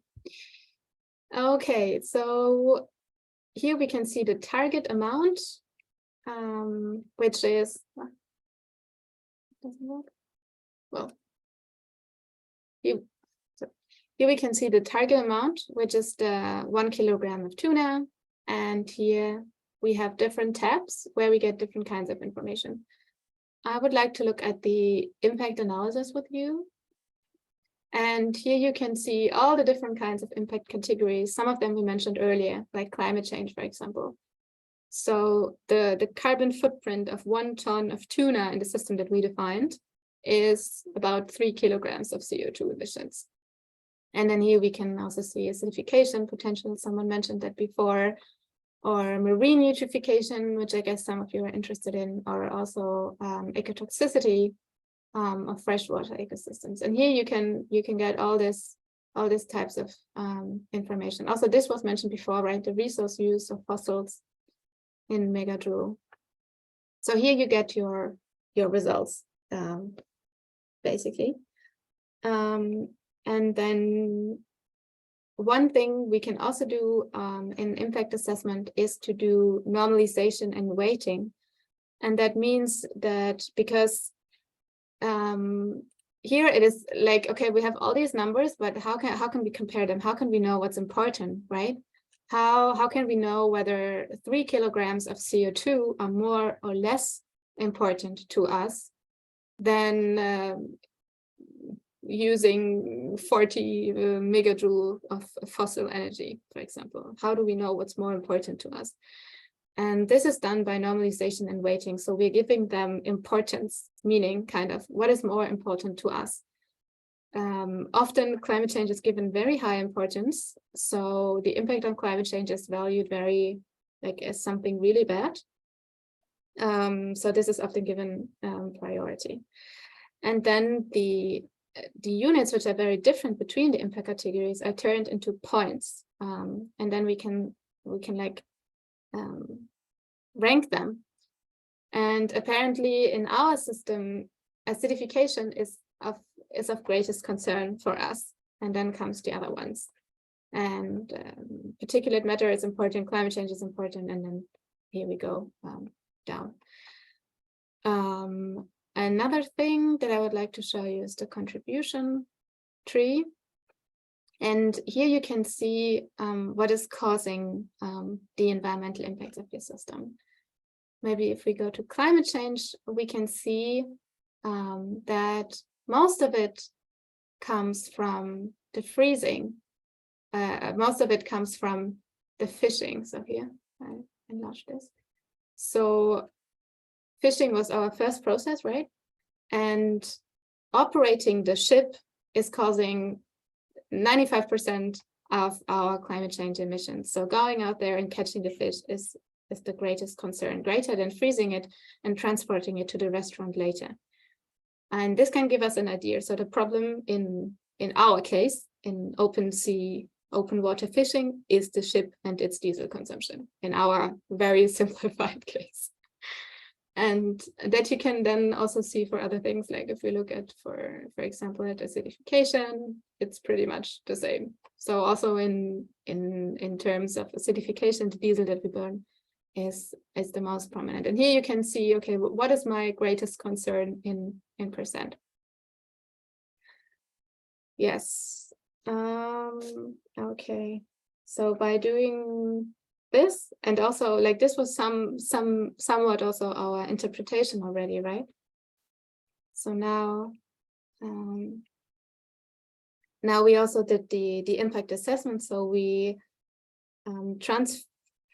translated the inventory that we did before into environmental impacts such as climate change. And then we interpreted them. Okay, what does it mean and what can we do about it? So now we know that the diesel that the ships need cause great environmental impact. So what can we do? So instead of worrying too much about how far do we transport the fish once it's at the harbor, or being concerned about freezing it, our concern should be, okay, what do we use to run our ships? Maybe the diesel could be replaced by something else, or a new engine, a different type of diesel, whatever.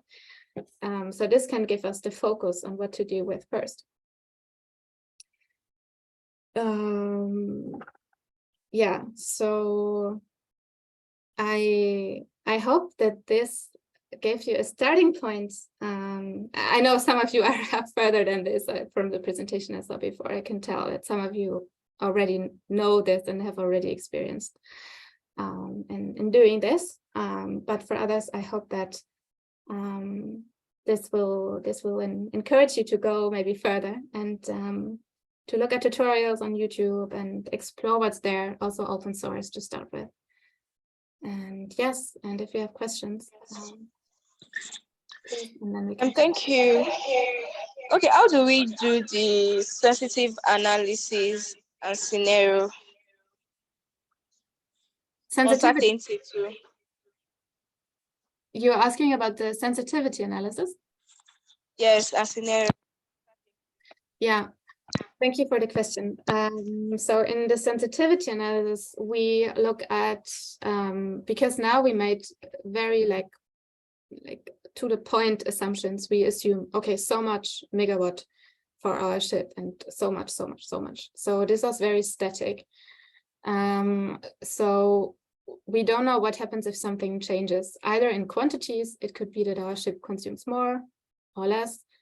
But we could also look at different types of fuel, as I said. So we could use different types of diesel or other fuels. And then we could look at, okay, how do our environmental impacts change when we change some of those? And that can be our sensitivity. So how sensitive are our results to our assumptions and to changes that might happen, or variabilities that they are also in reality? Does that answer your question? Yes, wonderful presentation. But I have a question here, because the presentation now specifically is on industrial fisheries, which is under capture fisheries. However, now I'll be asking about some certain things, because based on what you presented and what you showed us now, the flows and the processes, I observe we have some guides that you used for the presentation. However, now I'll be asking if we are going to be working or evaluating the impact of this carbon print now on aquaculture. Now, are we going to be following the same format or the same direction? Because under aquaculture, we have different processes. Okay, let me take feed formulation and as an illustration. So are we going to be following the same pattern of flow and processes, or we need to consider the chain before evaluating the whole thing? So I'm still confused about that. Yeah, thank you. I understand that your question was if you are doing an LCA for an aquaculture, what would be different, and how would you go about doing one for an aquaculture system? So I would think that yes, you can follow the same structure. You could also think about, like, how does your fish change, for example? So you have the fish in the pond would be your first step, and then you have the fish that you catch.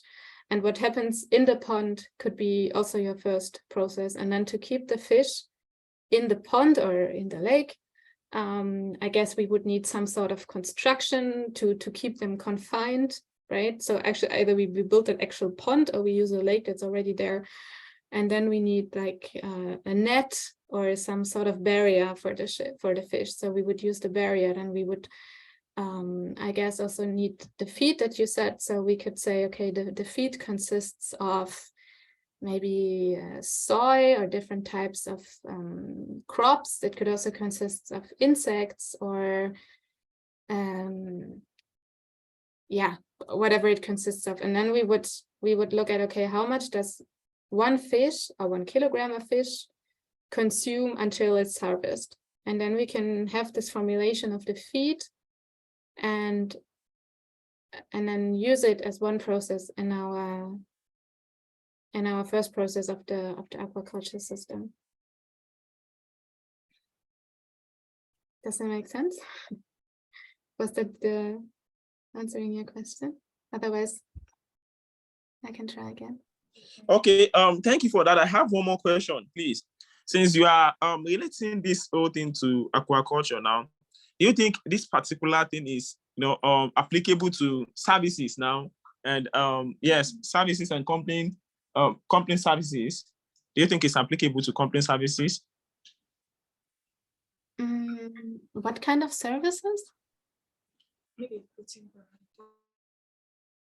I didn't understand. What kind of services did you refer to, or any service in general? Sorry, I didn't catch it. You said life cycle. You mentioned it earlier that life cycle can be used for product or services. Now we are done with the product, which is cleared. So, but the services now, how do we relate it? How do we apply the same thing to services? What are the services? Okay. Yeah, sometimes the difference between the service and the product is not like really clear.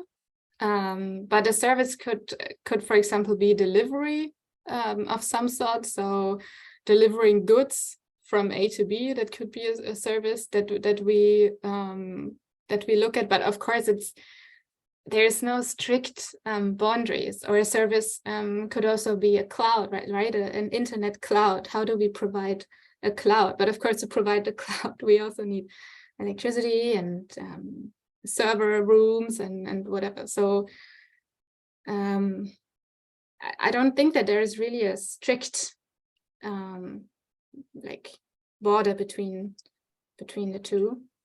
Okay, definitely. Now, if we are going to be applying it, definitely we can easily do the product and services together. We can easily analyze or evaluate it together, since it is still within the same flow, rather than just saying, okay, this is services and this is products. We can just consider it as one, isn't it? I would say yes. I mean, catching the fish is also a service, right? I mean, obviously. Yeah, exactly. Yeah, exactly. Oh, thank you. That's clear now. Yeah, thanks a lot for your question. Any further questions? Yes, please. So the environmental impact for product and service, will it be the same thing? Yes, it's also the same thing. Sorry? No, thank you. Sorry.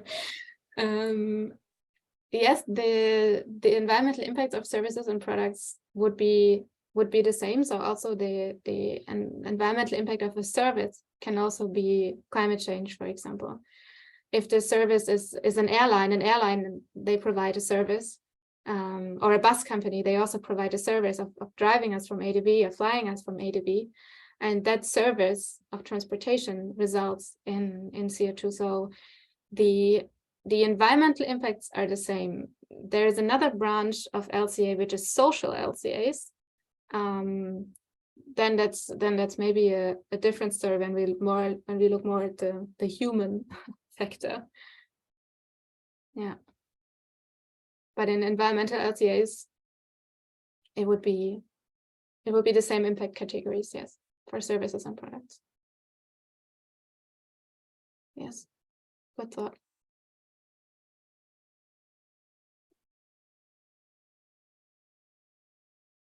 Okay.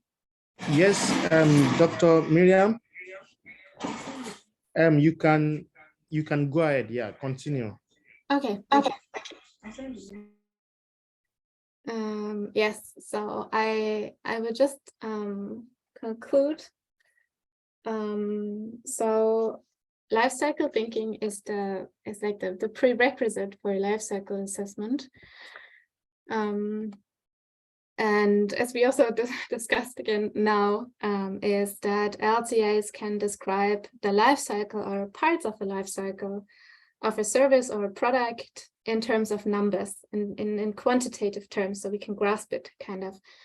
And then we can translate those numbers into environmental impacts, which are divided into those categories that we talked about.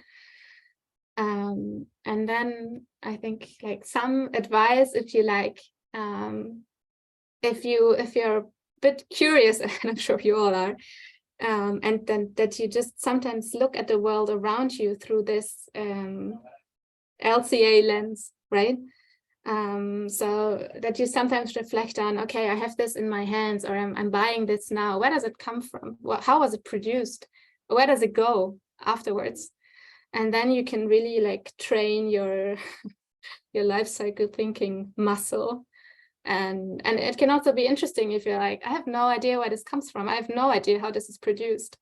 And by, at least for me, by going on the like LCA journal, I became like a lot more aware of this, like how am I kind of positioned in all this. So that can be a nice exercise sometimes to have these ideas about our daily lives, basically.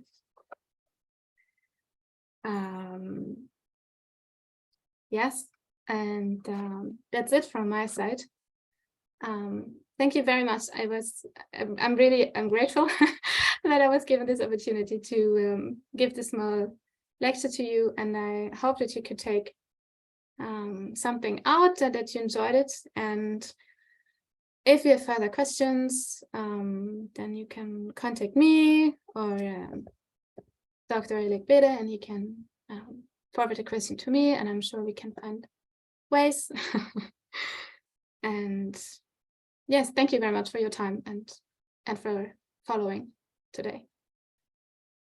Yes. Yeah, thank you so much, Dr. Miriam. You mentioned that you are not yet a doctor, but I will give you the honorary doctor today. Okay. Thank you so much. It was a wonderful session, and it was very interesting. I can see there were a lot of motivations from participants and from the students. Basically, we are seeing the world going towards checking the environmental impacts that we all do. People are unaware that all our breathing, our survival emits impact to the surrounding. And that is why it is not only limited to fish, it's not only as well limited to cutting, it cut across all our existence. And I know in Europe, they're talking about ESG, environmental, social, and governance, through life cycle thinking, to be able to manage and control environmental impact of our survival. And that is the only solution. If we can calculate the way we are emitting to the atmosphere, it will be easy for us, number one, to reduce cost of production and to explore alternatives like recycling, like upcycling, and even some of the R's that we have. So we really appreciate Dr. Miriam for this wonderful session, and we hope we will be able to pay back in some times after now. So thank you so much, and we really appreciate it. Was a wonderful session. So call on anyone that has questions or probably comments to go ahead and ask their questions. So the floor is open to everyone to ask questions and to check if you have contributions or you need some clarifications before we finally leave Dr. Miriam to go back to work, because she has really tried and she has been preparing for this webinar since long time. Again, we appreciate you and we thank you so much. Yeah, thank you. Thank you a lot for this. Thank you. Yeah, okay, we have Mr. Oyewole, please go ahead. Yeah. Thank you so much, Dr. Elegbede, and thank you so much, Dr. Miriam. Like the doctor said, we are giving you this honorary doctor today. We thank you once again for this wonderful presentation. I really like it, and it makes me want to be part of the people that will be contributing to the society positively, not negatively. This presentation shows that everyone must participate and be involved in this environment of ours. So we should not leave it alone to the government. We should be part of it. Thank you for this wonderful presentation. I really like to be part of it. And I would like to ask if this this webinar that we'll be going to be in a month. You're cut off. Timetable for it, schedule that everyone before the next the webinar will be announced. If there's going to be there's going to be a channel that all the participants on this platform will be aware of this webinar, because this one is something that someone must not be missing. And if there's going to be probably a YouTube channel as well, this kind of video should be dropped here, and other information should be dropped in. That's just what I want to see. Thank you so much. Thank you for your feedback and your words. Thank you. Yeah, thanks so much, Mr. Oyewole. Yes, we are going to get the permission of Dr. Miriam to upload the video on our YouTube. And this session will be a continuous series, and our focus will be on sustainability goals, SDG, Sustainable Development Goals. So topics around sustainability are our main focus, and will continue to propagate and speak the gospel to ensure that this planet of ours is sustainably managed, and it will be managed to the level that our coming generations will be able to get something better than what we have experienced. So thanks so much, Mr. Oyewole, for that input. So we're going to upload it on the YouTube, and subsequently you will all be notified on next topics that we'll be discussing. Thank you so much, sir. Questions? Any other questions?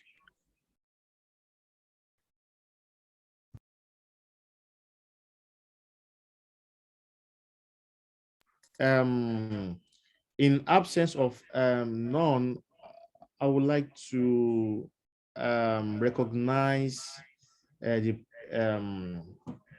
presence of everyone here, starting from Mr. Oyewole, Mr. Abu Abdil Bari, Mr. Bello, Mr. Kama, Dr. Eric from Germany, Mr. Adisa, Mrs. Odo, Mrs. Ifenyiwa, Mr. Jola Osho, Mr. Mariam, Mrs. Mariam, Mr. Inamdi, Oladoyinbo Wuraola, Mr. Olani Yakim, Ola Soji Fagbola, Shitu, Sussex, Temitayo, Toba, Tiamiyu, Henry Agbebaku. So thanks so much, everyone. And as well, we would like to recognize people supporting this program. So we have the Department of Environmental Sciences at National Open University, and as well the University of Copenhagen, which Dr. Miriam is representing. Thanks so much for supporting this webinar. And like I said, we are going to continue to speak the gospel towards achieving green and blue environment that we all deserve. So thanks so much, everyone. Yeah, bye for now. Bye bye. Thank you. Yeah. Bye.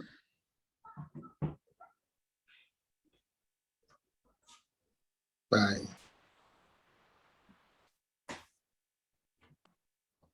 Bye, thank you. Bye-bye. Come on, it's low. No. Give me a minute. Kò ní WhatsApp, kò ní kíní.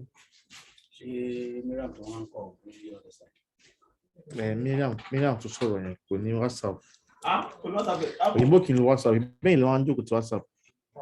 Mélòó òyìnbó bá ń lò?